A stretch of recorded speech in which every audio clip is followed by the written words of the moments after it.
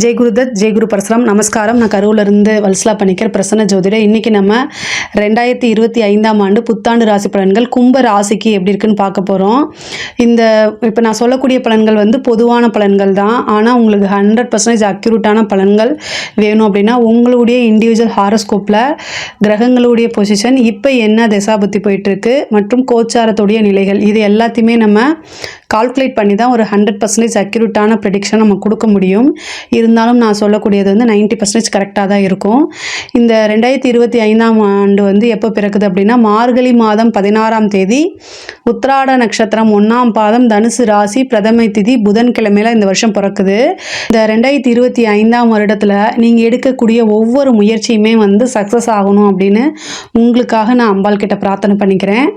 இந்த வருஷம் நிறைய மாற்றங்கள் தான். ஆனால் பெரிய லெவலில் நீங்கள் தொட்டதெல்லாமே சக்ஸஸ் ஆகும் அப்படின்னு நம்ம சொல்ல முடியாது.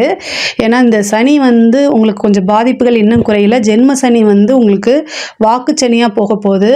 அது மட்டும் இல்லாமல் இந்த சனி பயிற்சி மார்ச் மாதம் வருது, மே மாதம் குரு பயிற்சி, அப்புறம் ராகுகேது பயிற்சி, இது ரெண்டுமே 3 பயிற்சி பெரிய பயிற்சி இருக்குது. இதில் என்னென்னா இந்த 7.5 சனியோடைய பாதிப்பு இன்னும் உங்களுக்கு முழுமையாக குணமாகலை. அது என்னென்னா வாக்குச்சனி, அதாவது ஜென்ம சனிலேருந்து வாக்குச்சனியாக போகிறது மட்டும் இல்லாமல் ராகு உங்களுக்கு ஜென்ம ராகுவாக வரப்போகிறாரு, கேது 7ல் வரப்போகிறாரு. இதுவே ஒரு பெரிய டிப்ரெஷன், மனநிலை, குழப்பமான விஷயங்கள் இதெல்லாமே கொடுப்பாரு. ஆனால் நீங்கள் மெடிடேஷன் அப்படிங்கிறது ரொம்ப முக்கியமானது. கும்ப ராசிக்கு பார்த்திங்கன்னா ஒரு விஷயத்தை எடுத்து அதை செஞ்சு முடிக்கலைன்னா தூங்கவே மாட்டீங்க. உழைக்கிறதுல லெவலில் பெரிய லெவலில் இருப்பீங்க. ஆனால் என்ன அப்படின்னா இந்த ராகு கேது பயிற்சி உங்களுக்கு பெரிய லெவலில் டிப்ரெஷனை உருவாக்கி விட்டுரும்.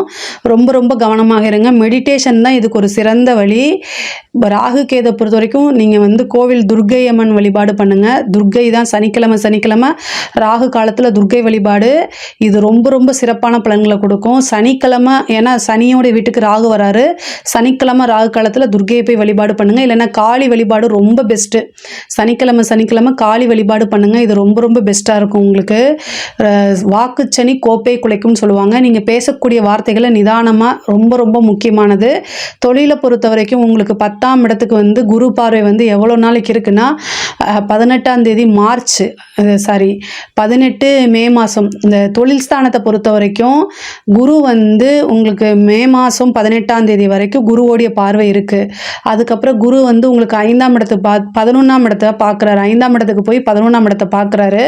தொழில் மூலிமா உங்களுக்கு நல்ல லாபம் வரக்கூடிய காலகட்டம் தான். எக்கனாமிக்கல் க்ரோத் ஆகுமா அப்படின்னா இந்த வருஷம் எக்கனாமிக்கல் போன வருஷத்தை விட இந்த வருஷம் படிப்படியாக உங்களுக்கு முன்னேற்றம் அப்படிங்கிறது உறுதியாக உண்டு. அதில் எந்த மாற்றமுமே இல்லை. ஆனால் என்ன அப்படின்னா நீங்கள் செய்யக்கூடிய ஒவ்வொரு செயலும், ஒரு தொழிலுக்காக நீங்கள் போடக்கூடிய ஒவ்வொரு எஃபர்ட்டும், ஒவ்வொரு முயற்சியுமே நிறுத்தி நிதானமாக போட்டிங்கன்னா தான் அதை சக்ஸஸ் பண்ண முடியும். ஏன்னா ராகு குழப்பமான சூழ்நிலைக்கு தள்ளும். அப்போது அதிலிருந்து வெளிவர முடியாத சூழ்நிலையில் இருப்பீங்க. அதனால் ரொம்ப ரொம்ப பார்த்து பண்ணுங்கள். இந்த ராகு கேது பயிற்சி உங்களுக்கு பெரிய லெவலில் பாதிப்பு உண்டு பண்ணாமல் இருக்கிறதுக்கு செல்ஃபாக மோட்டிவேட் பண்ணிக்கங்க. மெடிடேஷன் ரொம்ப ரொம்ப முக்கியமானது.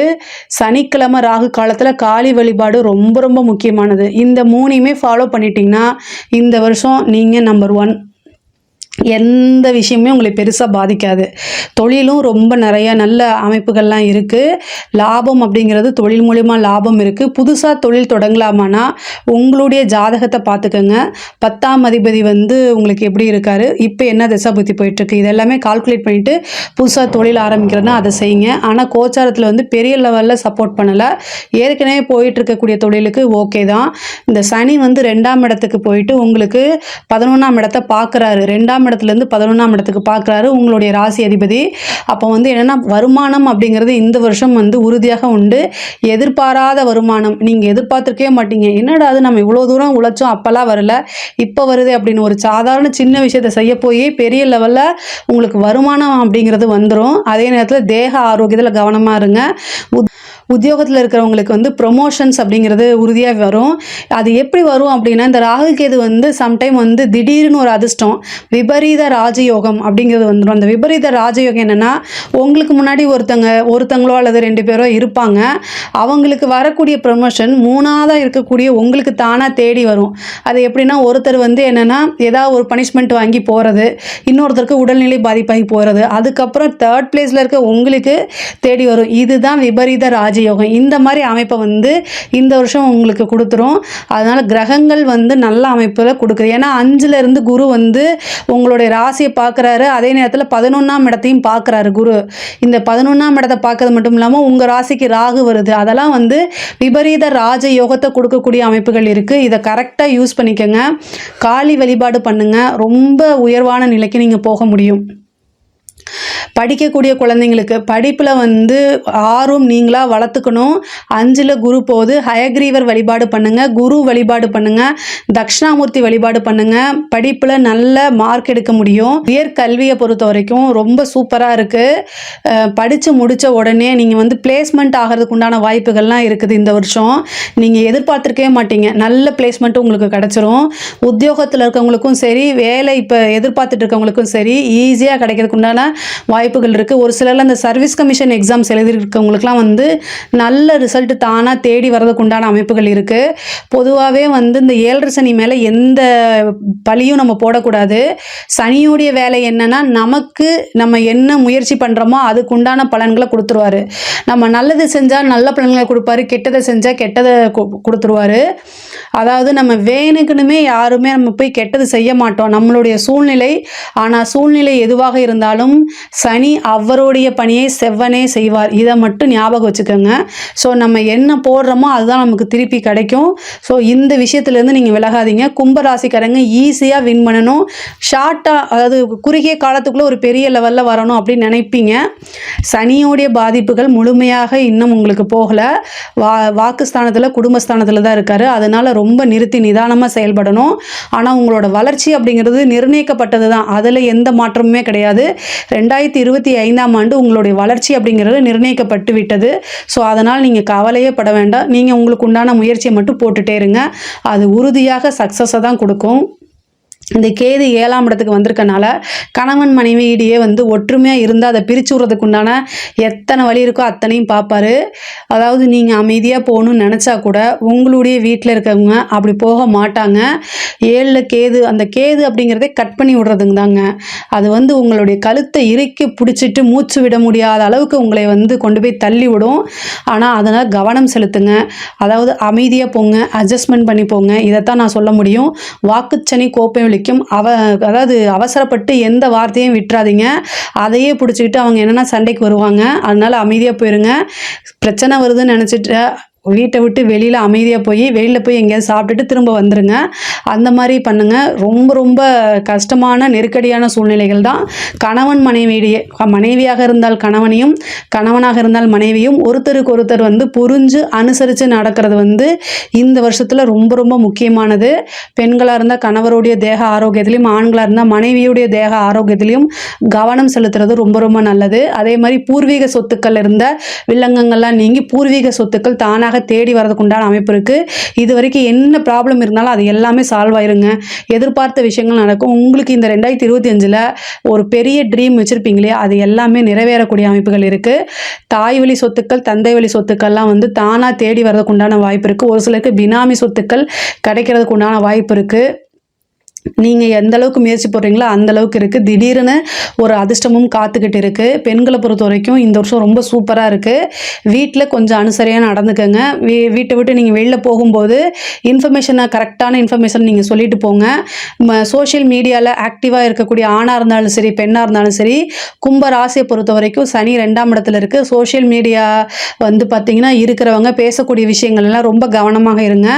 இல்லை அப்படின்னா நெகட்டிவாக ஆகிறதுக்கோ அல்லது அதனால் ஒரு அவமானம் அவமானங்கள் வரத்துக்கு உண்டான வாய்ப்பு இருக்குது.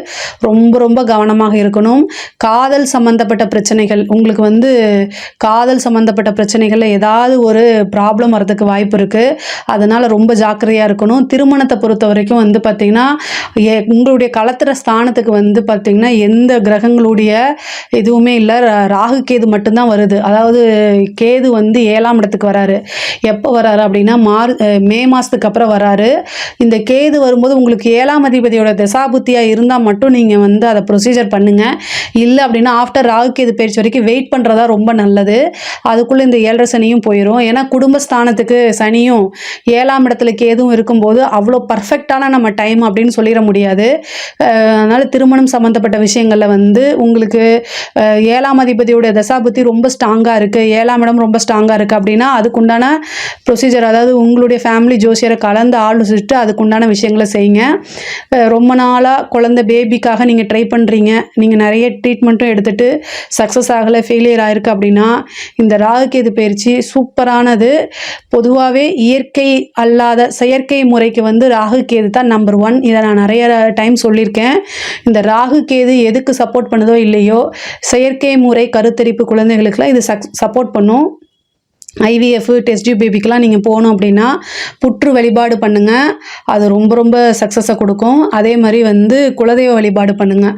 ஃபஸ்ட்டு குலதெய்வ வழிபாடு பண்ணிவிட்டு அதுக்கப்புறம் புற்று வழிபாடு பண்ணுங்கள். ஆணாக பிறந்தால் நாகராஜன், பெண்ணாக பிறந்தால் நாகராணின்னு பேர் வைக்கிறேன்னு மனசார பிரார்த்தனை பண்ணிவிட்டு அதுக்கப்புறம் நீங்கள் வழிபாடு பண்ணுங்கள். வழிபாடு பண்ணி முடிச்சுட்டு ட்ரீட்மெண்ட்டுக்கு போங்க. கண்டிப்பாக 100க்கு 200% உங்களுக்கு சக்ஸஸை கொடுக்கும். ஏன் அப்படின்னா மே மாதம் வந்து ராகு கேதுவும் பயிற்சி ஆகுது, குருவும் பயிற்சி ஆகிறாரு. உங்கள் ராசிக்கு 5ஆம் இடத்துல இருந்து குரு உங்கள் ராசி அதிபதியை பார்ப்பாரு. ராகு உங்கள் ராசிக்கு வராரு. செயற்கை முறை கருத்தரிப்புனாலே ராகு கேதுக்கள் வந்து சப்போர்ட் பண்ணும். அதனால் வந்து 100க்கு 200% கும்ப ராசியில் இருக்கிறவங்களோ அல்லது கும்ப ராசியில் இருக்கிற நபர்கள் உங்களுக்கு தெரிந்தவங்களோ இந்த டெஸ்ட் டியூப் பேபிக்கு இந்த டைம் ட்ரை பண்ணால் 2025 உங்களுக்கு உறுதியாக வந்து குழந்தை பாக்கியம் அப்படிங்கிறது உறுதியாக உண்டு. அரசியல்வாதிகளுக்கு, அரசாங்க துறையில் இருக்கவங்களுக்கு ரொம்ப கடுமையான காலகட்டம். எல்லா விதத்துலேயும் நிறுத்தி நிதானமாக ரொம்ப ரொம்ப பொறுமையாக ஹேண்டில் பண்ணணும். ஈஸியாக வந்து ஒரு பேர் எடுத்துருவீங்க. அது வந்து உங்களுக்கு அவமானத்தை கொடுக்கும், அது தேவையில்லாத பனிஷ்மெண்ட்டை கொடுத்தும். அரசியல்வாதிகளுக்கு வந்து உங்களுடைய பேச்சு, அதாவது 2ஆம் இடத்துல சனி வருது, நீங்கள் பேட்டி கொடுக்கும்போது அல்லது உங்கள் கட்சிக்காரங்கிட்ட பேசும்போது ரொம்ப கவனமாக பேசணும். ராகு வந்து உங்களுடைய ராசியில் இருக்கார், வாக்குஸ்தானத்தில் வந்து சனி இருக்கார். இது எல்லாம் என்ன பண்ணும் அப்படின்னா நீங்கள் நல்லவராக இருப்பீங்க, யதார்த்த உண்மையை பேசுவீங்க. ஆனால் மக்கள்கிட்ட போர்ட்ரேட் பண்ணும்போது அது எப்படி மாறும் தெரியுமா? நீங்கள் வந்து பெரிய வில்லன் மாதிரியோ அல்லது ஆணவத்தில் திமிரா பேசுகிற மாதிரி போர்ட்ரேட் பண்ணி காமிச்சிரும். அப்போது உங்களுடைய கெரியர், அதாவது அந்த பொலிட்டிக்கல் கெரியருங்கிறது பெரிய கேள்விக்குறியாக மாறுறதுக்கு வாய்ப்புகள் இருக்குது. கட்சி அதை வந்து உங்களுக்கு சப்போர்ட் பண்ணாமல் போயிடும். கும்ப ராசியில் இருக்கக்கூடிய அரசியல்வாதிகளுக்கு பர்ஃபெக்ட் டைம் இந்த வருஷம் கிடையாது. ரொம்ப ரொம்ப கவனமாக இருக்கணும். இல்லை அப்படின்னா ரொம்ப கஷ்டம். அதனால் ரொம்ப ரொம்ப ஜாக்கிரதையாக இருங்க. கும்ப ராசியை பொறுத்த வரைக்கும் எக்கனாமிக்கலாக நிறைய வளர்ச்சிகள் இருக்குது. கோர்ட்டு கேஸு பிரச்சனைகள்லாம் வந்து இவ்வளோ நாளாக இருந்துச்சுன்னா அது எல்லாமே உங்களுக்கு ஃபேவராக மாறுறதுக்கு உண்டான அமைப்புகள் இருக்குது. இந்த ராகு கேது வந்து எவ்வளோ பிரச்சனைகள் இருந்தாலுமே அதை ரிவர்ஸ் பண்ணி விடும். ஆனால் ஆல்ரெடி நீங்கள் சந்தோஷமாக இருந்தீங்கன்னா ரொம்ப ஜாக்கிரதையாக இருங்க. ஏன்னா அதோடைய வேலையே வந்து பார்த்திங்கன்னா இல்லாத இருக்கிறதா காமிக்கும், இருக்கிறத இல்லாத மாதிரி காமிக்கும். இப்படி மாற்றி மாற்றி அது செஞ்சிடும். அதனால் ரொம்ப ஃபோக்கஸ்டாக இருங்க. ரொம்ப மெடிடேஷன் பண்ணுங்கள். காளி வழிபாடு சனிக்கிழமை காளி வழிபாடு பண்ணுங்கள். இது எல்லாமே வந்து உங்களுக்கு நன்மையாக மாறும். இந்த 2025 வந்து கும்ப ராசியை பொறுத்த வரைக்கும் எக்கனாமிக்கலாக நிறைய க்ரோத் இருக்குது. அதே நேரத்தில் ஹெல்த்லேயும் குடும்பத்துலேயும் வந்து பேச்சுலேயும் சரி கவனமாக இருந்துட்டாலே ரொம்ப சூப்பராக தான் இருக்கும். இதில் ஏதாவது சந்தேகங்கள் இருக்குது அப்படின்னா கமெண்ட்ஸில் கேளுங்க, கண்டிப்பாக நான் ஆன்சர் பண்ணுறேன். நம்மளுடைய சேனலை லைக் பண்ணுங்கள், ஷேர் பண்ணுங்கள், சப்ஸ்கிரைப் பண்ணுங்கள். நன்றி, வணக்கம்.